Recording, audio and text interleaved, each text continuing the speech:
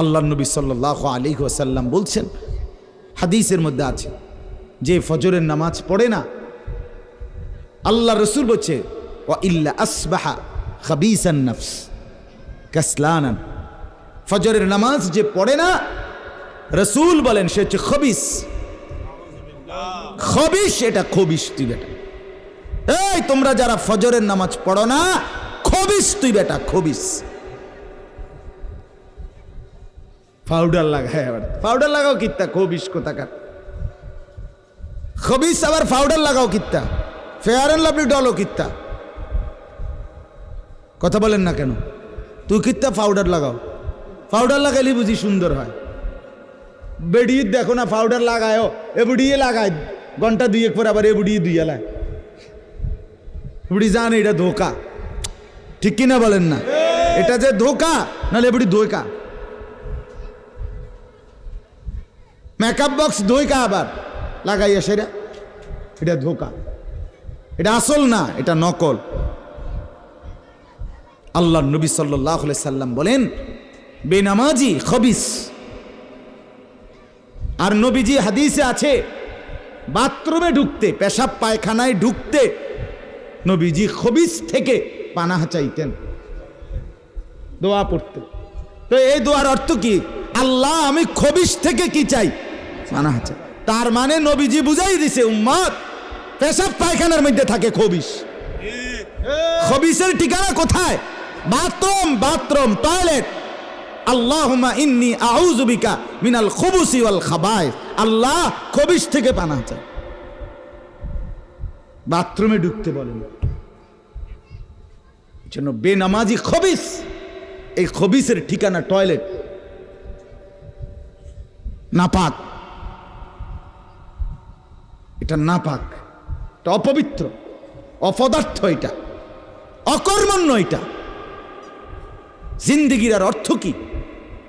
জীবন মানে খানা, জীবন মানে ঘুম, জীবন মানে লজ্জাস্থানের চাহিদা পূরণ, যৌন চাহিদা পূরণ, এই তিন জিনিস। তাহলে কুকুরের সাথে, বিড়ালের সাথে, গরু ছাগলের সাথে তফাৎ কি? ওই প্রাণীগুলোও তো খানা, ঘুম এবং যৌন চাহিদা পূরণ করে কিনা? কথা বলেন না কেন? কুকুরের ছাও আছে কিনা? তো কুকুর বিড়াল খায় কিনা? কুকুর বিড়াল ঘুমায় কিনা? তো তোমার সাথে তফাৎ কি?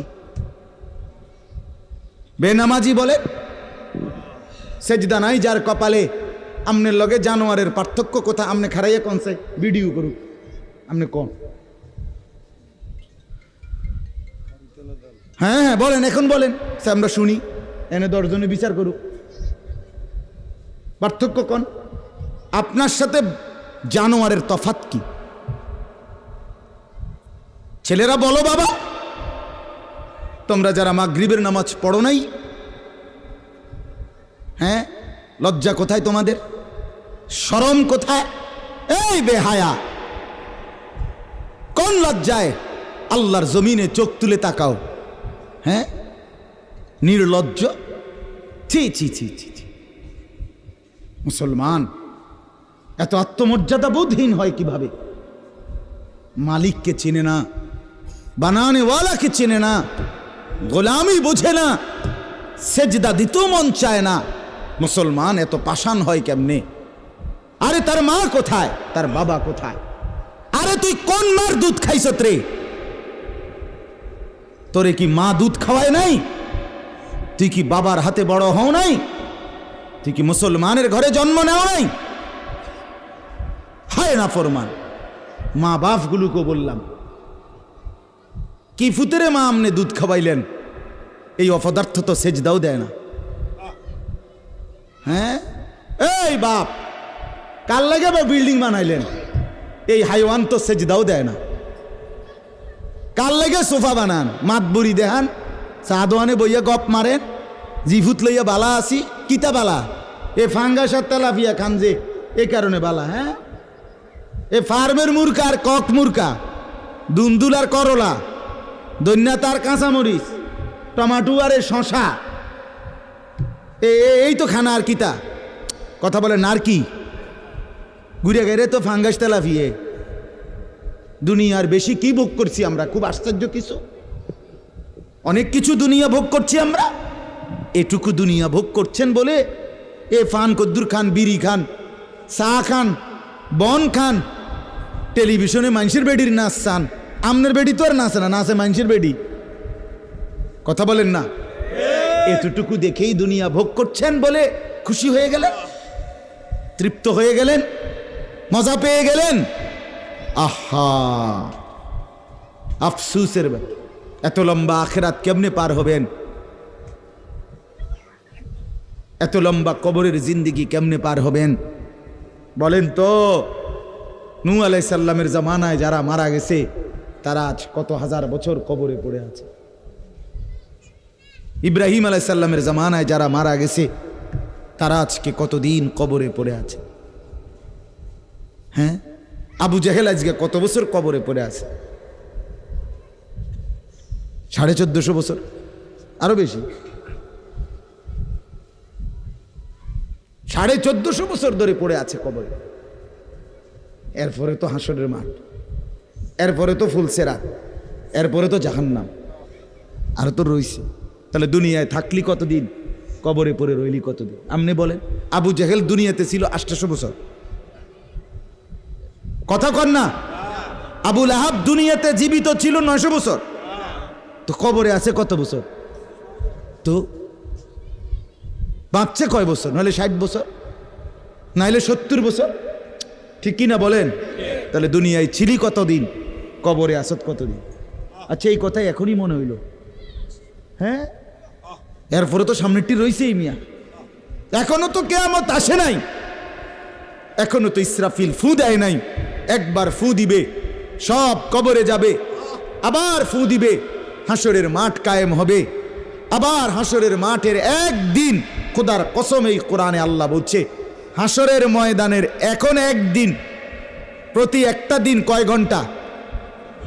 হাসরের একদিন আল্লাহ বলছে 50,000 বছর, 50,000 সানা, 50,000 বছর। হাসরের ময়দানের পুরা সময় না, একদিন, একদিন। পুরা হাসরের মাঠ কতদিন সেটা আল্লাহই জানে। প্রিয় বন্ধু আমার, নষ্ট হয়েন না। ছেলেরা আমার, বাপ, বরবাদ হইও না। মনে করো কেউ বলে নাই, তবুও নষ্ট করো না নিজেরে। বাবা বলে নাই, মা বলে নাই, সর্দারে বলে নাই, মাতবরে বলে নাই, গ্রামের মুরব্বীরা বলে নাই, কেউ তোমারে কিছু বলে নাই, তবুও তুমি নিজেরে নষ্ট করে দিও না। হযরত ইব্রাহিম আলাইহিস সালাম, পুরা কওম, আপন মা, আপন বাপ, সবাই মূর্তি পূজক, কেউ তো ওনাকে ইমানের দাওয়াত দেয় নাই, তবুও সেই ছোট্টবেলা থেকে তিনি ওইখানে থেকেই উনি খুঁজে নিছেন আল্লাহকে। কাকে খুঁজে নিছেন? আল্লাহকে খুঁজে নিছেন, আল্লাহকে তালাশ করে নিছেন। কওমের লোকেরা বলছে যে তারকা এটা রব। বলছে আচ্ছা ঠিক আছে, দেখি তো। কিছুক্ষণ পরে তারকা ডুবে গেছে। বলছে কই, রব আবার ডুবে কেমনে? পরের দিন এলাকার লোকরা বলছে চাঁদ, এটাই আমগো রব। বলছে আচ্ছা ঠিক আছে, মানে নিলাম, দেখি তো। ভোর হতে হতে দেখে চাঁদ নাই। কি ও রব যদি জায়গা, তো আমি বন্দা রইলাম, রব কো? বুঝছেন না কথা? এরপরে বলছে সূর্য, এটা বড় সড়ো মোড়া তাজা, এটাই রব। হ্যাঁ, ইব্রাহিম আলাইহিস সালাম বলছে আচ্ছা দেখি তো। সন্ধ্যা হয়েছে আর সূর্য ডুবে গেছে। তো ইব্রাহিম আলাইহিস সালাম বলছে হায় আমার কওম, কি কও ইডি তোমরা? তোমার মাথা ঠিক আছে নি? রব কেমনে এর মোড়ে নামে? রব এমন হয় কেন? বানানেওয়ালা এত দুর্বল হবে কেন? তখন তিনি বলছে ইন্নী ওয়াজ্জাহতু ওয়াজহিয়া লিল্লাযী ফাতারাস সামাওয়াতি ওয়াল আরদা হানিফা ওয়া মা আনা মিনাল মুশরিকিন। যে না কওম শোনো, আমি তোমাদের বানানো কোনো দিকে ফিরবো না, আমি ফিরছি, আমার চেহারা, আমার জিন্দিগি ফিরাইয়া দিলাম ওই সত্তার দিকে যিনি 7 আসমান ও জমিন পুরাটা বানাইছে। হানিফান, একনিষ্ঠভাবে আমি শুধু তার দিকে ফিরলাম। ওমা আনা মিনাল মুশরিকিন, আমি মুশরিকদের অন্তর্ভুক্ত নই, আমি আল্লাহকে ছাড়া কাউকে মানি না। হ্যাঁ, হযরত ইব্রাহিম আলাইহিস সালামের বাবা বলছে, পুত তোরে আমি তেজ্য পুত্র করে বাড়ি ছাড়া করে দেব। হযরত ইব্রাহিম আলাইহিস সালাম বলছে, আ'তাজিলুকুম ওমা তাদউনা মিন দুনিল্লাহ, আব্বা আমি আমনেরে ছেড়ে দিলাম, আমনে আমার কিত্তে ছাড়বে, আমনে বাইত জায়গা দিতেন না, কিতে আমি আইলাম না আমনে বাইত, আমার ইমান দরকার, আমার আখেরাত দরকার, আমি বহন দিয়ে কিতে করব, আমি সোফা দিয়ে করমু ডাকি, আমি বিল্ডিং দিয়ে করমু কি? যার বাপে বিল্ডিং করে দিছে না হাতে বেড়া পরে আর বিল্ডিং করতে আসছে না, মা কথা কয় না, বোঝেন নাই আমার কথাটা? যার বাপে জমি কিনা দিতে আসছে না এবড়ার পরে এবড়ার ফুতে আর কোনোদিন জমি কিনতে আসছে না, তো তো কি আমনে যে একবার উল্টাইয়া গেছেন। হ্যাঁ, আরে ফুত, আমি যদি কদ্দুর কিছু করে দিয়ে যাইতাম না পারি, আমি মরলে তারা খাইব কেমনে? না, তারা চিরা খাইব। আর পরে আমনে 2 বস্তা চিরা কিনে দিয়ে যাই, আমনে মরলে আর কেউ দুনিয়াত কাম করতো না, আমনে একটা কামিলা মূর্তি আছেন শেষ। এটা ধোকার কথা না।